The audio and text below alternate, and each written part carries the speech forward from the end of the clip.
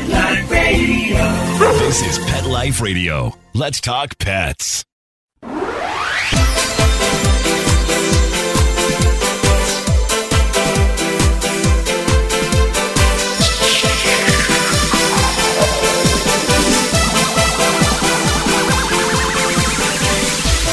Hello, you're listening to Animal Party on Pet Life Radio, and I've got Dusty Rainbolt back in the studio. Welcome back, Dusty.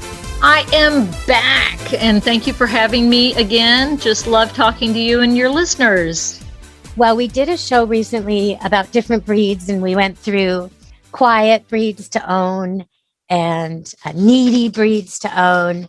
We talked about quite a few breeds, actually. I'm going to go over that. We talked about servals and Persians and Turkish Vans and Maine Coons and Abyssinians.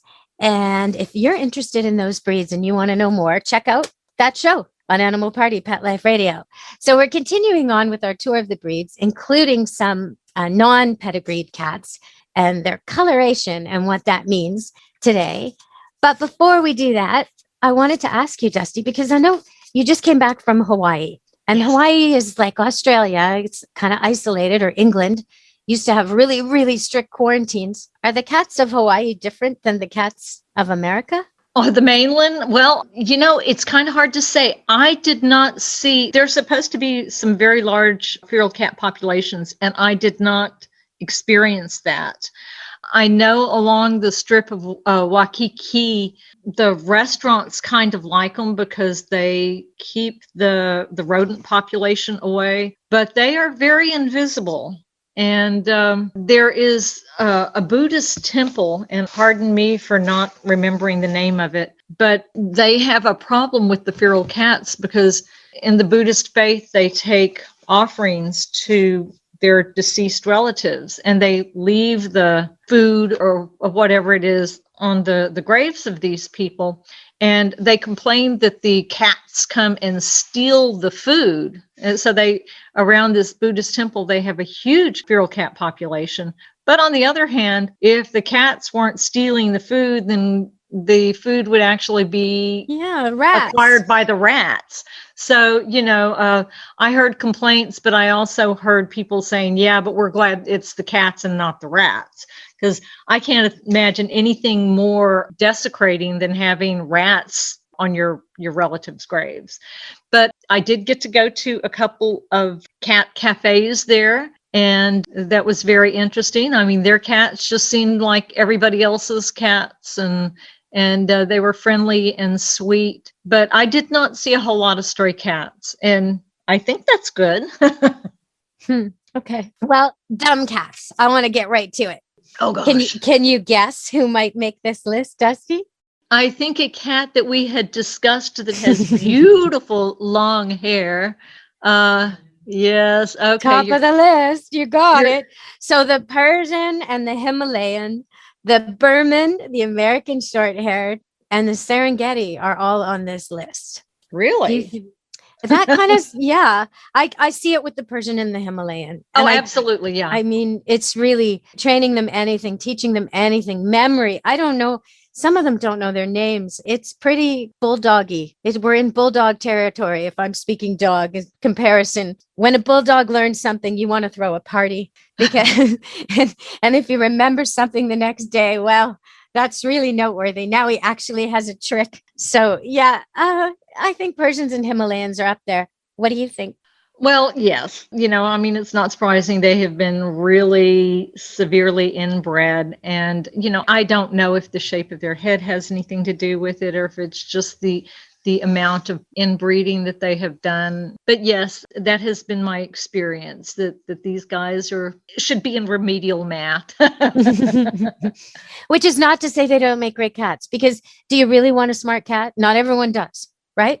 I mean, smart cats get into things. They get into trouble. They get out the door when you open it. I mean, because sometimes having an easygoing, simple cat, if your life isn't that busy and there's not much going on and you don't want your cat to be chronically bored and destructive, a Persian or a Himalayan might just be for you. Absolutely. Absolutely. I mean, Turkish Vans are, I don't know if they're on your list, but they are very smart. And it can be a challenge to keep them occupied and from tearing up the house. And Abyssinians are the same way, very intelligent, very active, very curious, but you have to structure things and make sure they have ways to entertain themselves. So yeah, having a feline Einstein may look cute on your videos, but it might also be a challenge to keep them challenged. So, okay, I recently met this cat that I found almost creepy, but beautiful, but creepy, back and forth, right? You know, like when you see a baby that's just so strange looking. It was called an apple cheek Siamese. Have you ever seen such a thing? Absolutely. Now, I think those are pretty much the traditional Siamese, aren't they? The old style. They actually have big round heads as opposed to the wedge-shaped muzzle. No, it's a weird head. It looks like it ran itself into a corner. Its face is shaped like a corner. It's creepy. It's creepy, but then it's beautiful. It's got like a mask. It doesn't look real. The shape of the head looks like, come on, that's not real. Looks like a mask, like some kind of native mask from hundreds of years ago.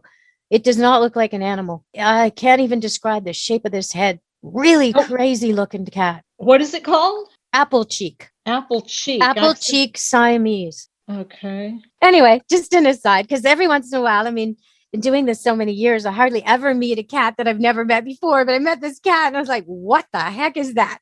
I have got to know. And it turns out it's a very interesting cat. It's sweet, smart, and, you know, likable. Nothing wrong with it, but just such a strange looking cat. Ragdolls. I want to talk about ragdolls. They have a reputation for being very, very laid back. Do you think that's true? I've encountered them and they seem really easygoing, good with kids. Yes, they are. And, that's one of those breeds that I recommend, if people want a pedigreed cat for, say, an elderly person or with small children, they're fabulous. The reason they're called ragdolls is because they're like a rag doll. You can pick them up and they like it and they're beautiful. But yeah, they are very calm. And if you don't want the activity, if you don't want the running around and the destructive behavior, that's certainly a good way to go. So now we're about to get to the playful. And I know people always want to know who the playful cats are because it's so much fun to have a toy and play with your cat. But again, if you don't want to do it every day, you probably want one of the lazier cats that'll play once in a while. But if you do want to play every day, all day, oftentimes with your cat, if you want to set up cat trees and cat mazes and buy little things for them and see them try them out, then there are some breeds for you. So we're going to go to break and come back and we'll tell you who they are. Stay tuned to Animal Party on Pet Life Radio. Here's an alarming statistic. More than 2/3 of dogs and cats have oral health disease by the age of 3, and one of the indicators is bad breath. Do your pets have a healthy mouth? Do you cringe when it's time for a kiss or a snuggle? Let's get to the cause. Harmful bacteria in their mouth. And bad breath is just the start. The bad bacteria cause tartar and oral disease, which can lead to serious overall health problems. It's critical to make sure your pet's oral health is the best it can be, as good dental health is key to optimizing their overall health. Now, good news. It's easy and affordable to improve their oral health with Probiora Pet. Just 1 scoop of this dental care probiotic mixed into their food daily floods the mouth with positive bacteria, which crowds out the bad. This means better oral health and fresher breath. Probiora Pet is an all-natural dental care probiotic. It's odor and taste-free, so your pets will still enjoy their chow. We want to keep your pets healthy. During National Pet Oral Health Month, our listeners can save 10%. Go to probiorapet.com and use PLR10 at checkout. That's probiorapet.com. Use PLR10 at checkout to save 10%. Let's Talk Pets on PetLifeRadio.com.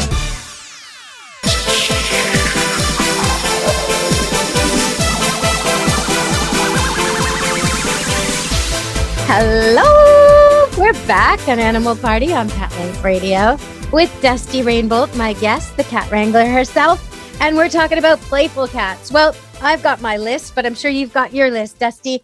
Who are the playful compare. cats? Yes, who are your playful cats? Okay, Turkish vans. They're one of the kitties at the top of my list. I've had them. They don't mature until they're 5 years old because they're such big cats. And so they remain very kittenish throughout their life. And again, you have to try to outthink them, but fabulous cats.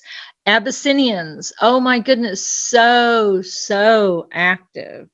Also so intelligent, also tend to get in trouble. So, intelligence and trouble and activity all seem to go together. Those are my two main ones. Well, Siamese are very active as well. What are I yours? have American bobtail, Okay. American curl cat, the Bombay, the Bengal, Balinese, Burmese, and the Cornish Rex. Okay. I think they're playful. Okay. Yeah. They what I have noticed on the playful list, the long-haired cats usually aren't on there. Right. And, is it just because they get so hot? Who knows? But yeah, I would go with that. I agree with that. Okay. So now we're getting to the vets. The veterinarians have done a little report. They've added their 2 cents worth. And they say who the best and the worst cats are at the vet. So this I find really interesting because they're not going by breeds. They're going by markings. So they say the worst cats most likely to be aggressive at the vet. And again, I would have thought like you, long hair, right? Nope, not going by that. They're going by color only. And they're saying the worst cats at the vet are the gray and whites. The second worst are the black and whites. And the third worst are the calicos. Now they say the best cats at the vet are the black cats or the solid whites or the solid grays or the tabbies. Really? I'm surprised because I would have thought people I talk to seem to believe that the red cats have some of the best dispositions and personalities. So, well, they're on the best list, the tabbies, they the are. orange. Yep. The Orange best tabby, list. okay. Yeah, the best list is solid black, solid white, solid gray, or any tabby. I mean, I'm a tabby person. I totally love tabbies. I look, when I go rescue cats, if I'm keeping any myself, they have to have the M on their forehead. I'm one of these people that totally believes in the tabby mythology. Okay, you can diffuse it. Dispel my tabby mythology for the people out there because I believe in it, but most people don't. I think tabbies are the best cats ever. They're just the best. They're just the best. So, and I had an email before this show asking me why tabby cats always seem to be the best cats. And I had to answer her saying, well, I don't know, but I agree. So, well, let me tell you, I've been in rescue a long time, and there are a lot of black cats that need rescue, and there are a lot of tabbies. And this one lady, I went into the shelter and it's like, okay, I have room for 2 cats. It's really hard to pick. And I said, I'll go ahead and take the 2 tabbies because there's a bunch of them there. And a friend of mine said, God must really love tabbies because he made so many of them. And it's like, Yeah. Oh, yes.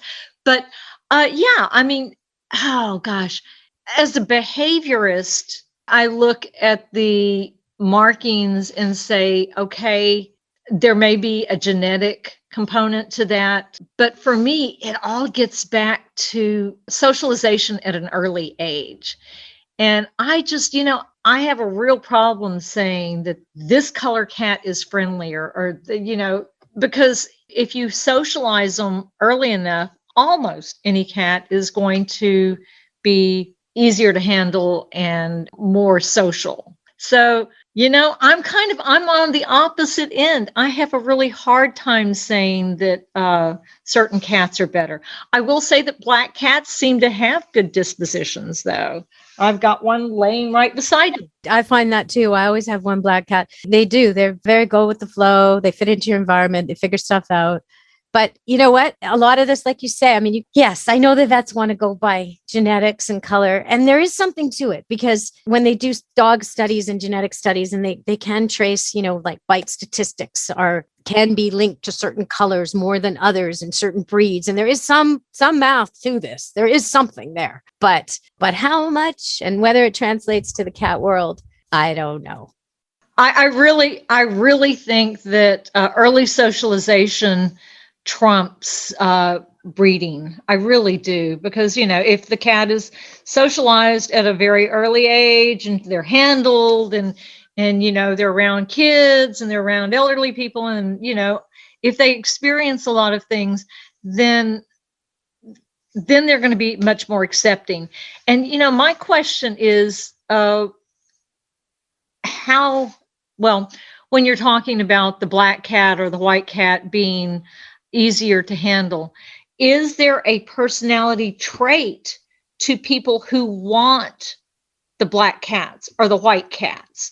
Is there a personality trait to the human being who owns the cat that may influence the behavior of the cat?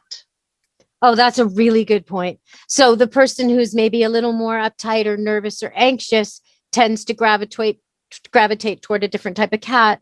So that cat might pick up on that and be anxious at the vet, where the person who's really chill takes the tabby, because after all, when you look in the box at the rescue place, there's 100 of them, right? that person might be a little more relaxed because they kind of picked a cat that's a little more run of the mill. Maybe that is the case. Well, that's my theory. I mean, like you said about specific genetics and specific colors of dogs and such, maybe there is something to that especially when you're dealing with pedigreed animals. I know people, it's tortitude, it's calico attitude, it's this, it's that. Oh, and they even do it with kids. And I'm sure you're sensitive to this, but when they say, oh, she's a redhead, let her have what she wants. What do you mean? Why is this child getting away with murder because her hair color is different than her sister's? Why are you allowing that? That's crazy, but in the dog world, some of these things, like, for example, if you have a breed that doesn't normally have blue eyes and it has a blue eye, you definitely want to check and make sure that eye works and the ear works, because there's a huge chance, much more likely, that a blue-eyed dog in a breed that's not supposed to be blue-eyed will be deaf or blind, much more likely. So there's some things that do run with the color. There's some connections, right? You can't say color doesn't matter at all, because it does. It doesn't. Absolutely. And so I hate getting back to the Turkish man, but no, you don't. You love it. No, I don't. I love it. I do. I totally. But okay, so I've had friends that have had white German Shepherds, and they had a lot of behavior problems, and they had a lot of health problems, and they didn't seem to be as on top of things as their normally colored German Shepherd puppies. And, again, does this get back to the fact that these animals, they've been bred for this and they're really inbred, and that affects the intelligence and the health and the disposition? It could be. I mean, look at poor King Tut, very inbred and all these health problems. So, I'm not going after anybody by any means. But there is a difference between like a weakness and a recessiveness. So, for example, in people, blonde or red hair may get canceled out by brunettes. In breeding poodles, the blonde and the black kind of dominate, or labs. But you could still get a chocolate, right? You could get chocolate sometimes. And so in some breeds, the recessive has a weaker coat. Mm-hmm. So like a red Doberman is going to be, her coat and skin may not be as fully functional as the black version.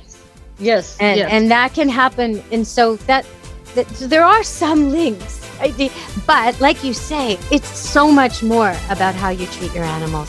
We're going to go to break. We have to go to break. We're going to come back and talk more about that on Animal Party on Pet Life Radio. Take a bite out of your competition. Advertise your business with an ad in Pet Life Radio podcasts and radio shows. There is no other pet-related media that is as large and reaches more pet parents and pet lovers than Pet Life Radio.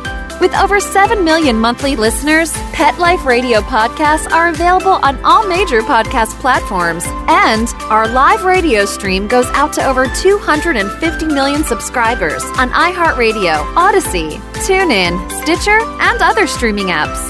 For more information on how you can advertise on the #1 pet podcast and radio network, visit PetLifeRadio.com/advertise today. Let's talk pets. Let's talk pets On Pet Life Radio. Pet Life Radio. PetLifeRadio.com.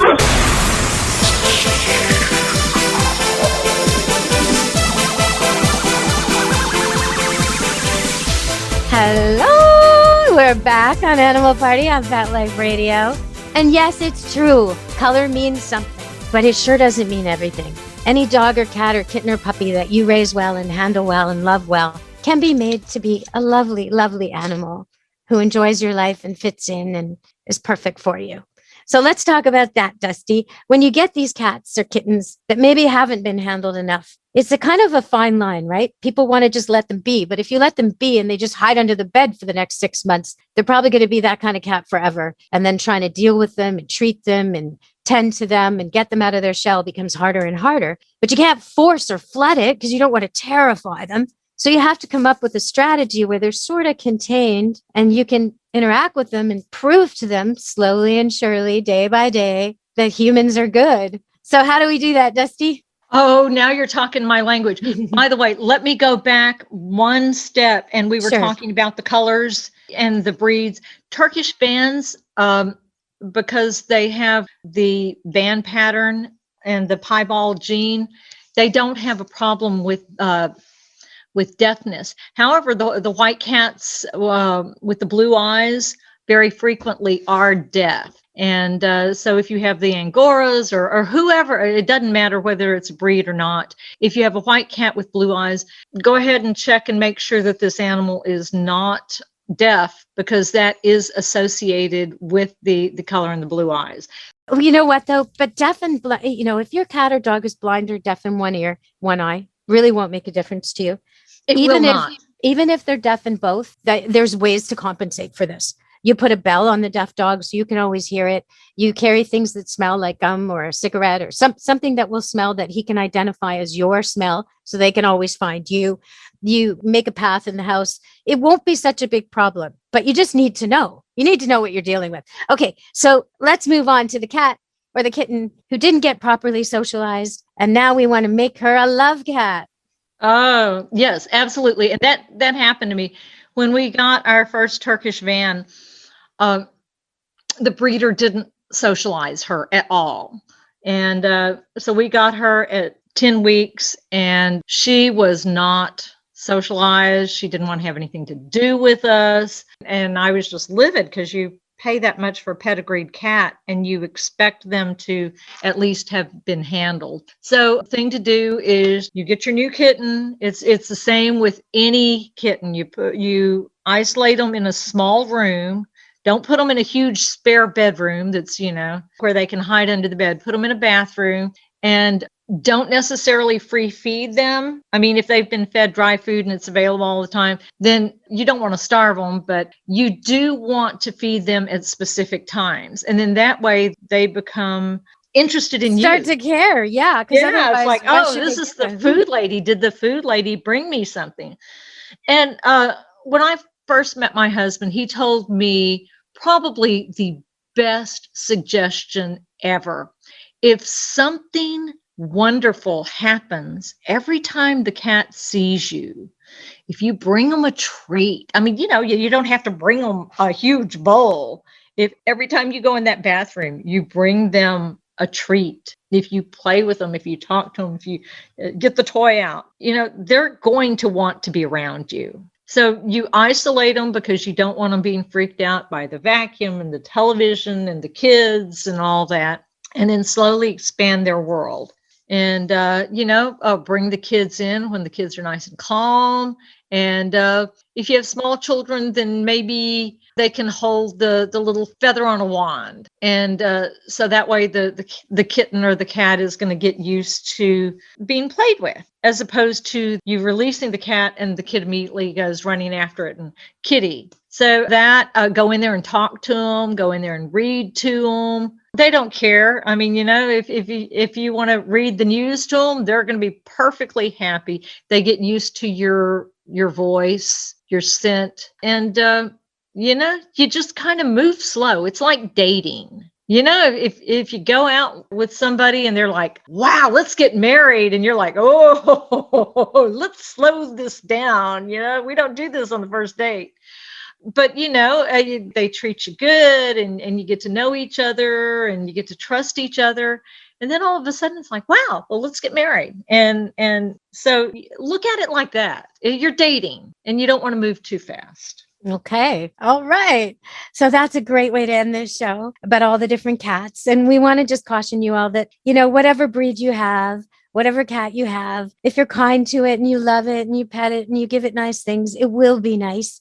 When people say their cat is aloof or cold, resentful, or that it's vengeful, I look at them and I know that they're not the kind of person that I want to hang out with, because there is no such thing as a cat like that. May I add one more thing, please? Oh, sure, please. Okay, so if you have a cat that has been social and happy or whatever, and all of a sudden they tend to become more aggressive, they scratch or they bite or whatever, that's a signal that you need to take this kitty to the vet. It may have nothing to do with anything that's going on in the house. Yeah, especially if your cat always used the litter box and now it won't. Exactly. Don't scold. Do not scold. There's a real good chance it's something very simple that a couple of pills could fix. Could be an infection, could be something your cat cannot help. But if you start scolding, you're going to add a training behavioral problem onto whatever little medical problem is bothering her. Well, and another thing that I found shocking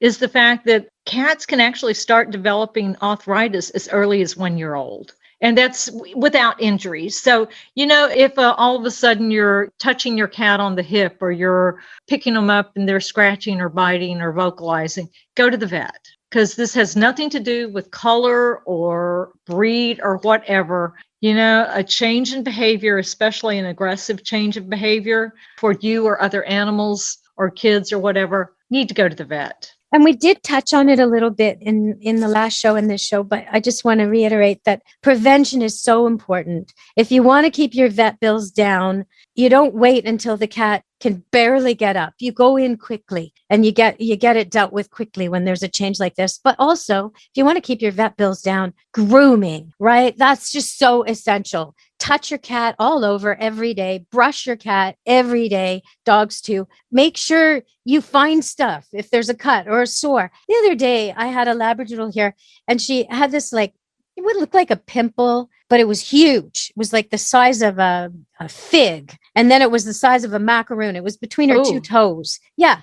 So I right away called the vet, made an appointment. But in the meantime, I took her foot and I put it in Epsom salts and warm water. And I did that 4 times a day, that night and the next morning. And the whole thing's gone, completely healed. It was probably a sliver, a piece of dirt or an ingrown hair or whatever. But, keep on it, right? I would have taken her to the vet if it hadn't. But something like that could end up being such a big vet bill if you didn't catch it right away.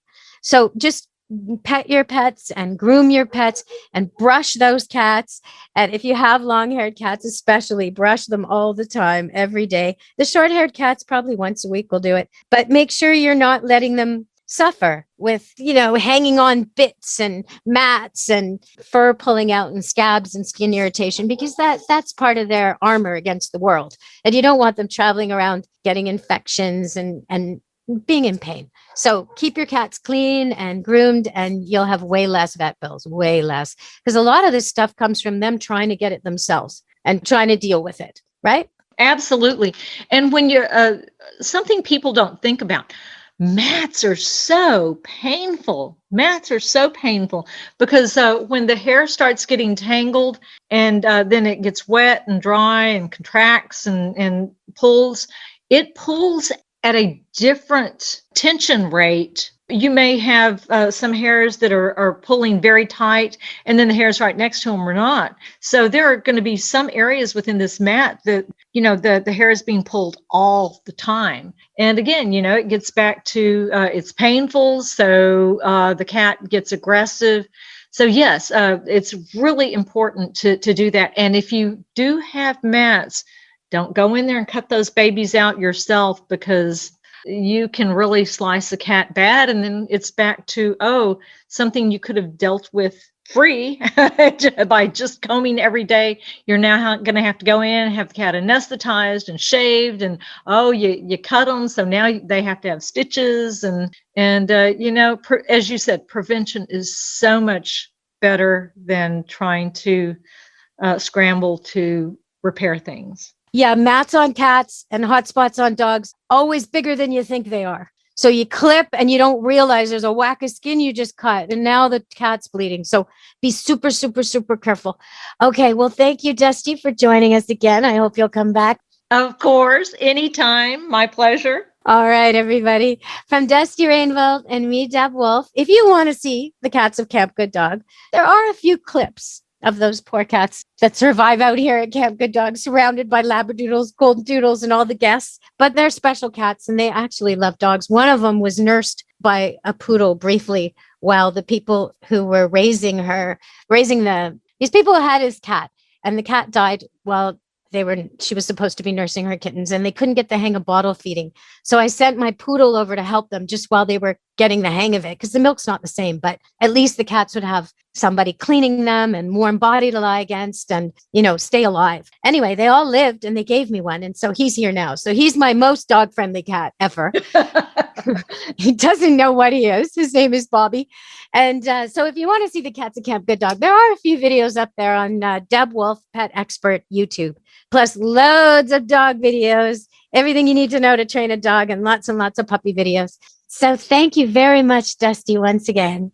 My pleasure. And if anybody wants to check out my books, it's Dusty Rainbolt. You can find them on Amazon.com. I'm on Facebook, Dusty Rainbolt, and they can also go to my website. It's dustycatwriter.com. That's DUSTYCATWRITER.com. So that cat, Bobby, the bobcat Bobby, he actually came to me last Thanksgiving. So he's almost not a kitten anymore. And now a new mama, not the one who helped him, but a new mama had puppies, and he took his time and he asked permission, and it took days, but he gradually made his way into the whelping box. And I have footage on that Deb Wolfe Pet Expert YouTube of Bobby the Bobcat actually cleaning newborn puppies, lying in the whelping pan with the mama, doing his best to help out. Oh my gosh, what a beautiful animal. It's amazing what they'll do for each other sometimes, these moms and babies, and how they help each other. So from everyone at Animal Party, Dusty Rainbolt and me, Deb Wolfe, be good to your animals. Let's Talk Pets, every week on demand, only on PetLifeRadio.com.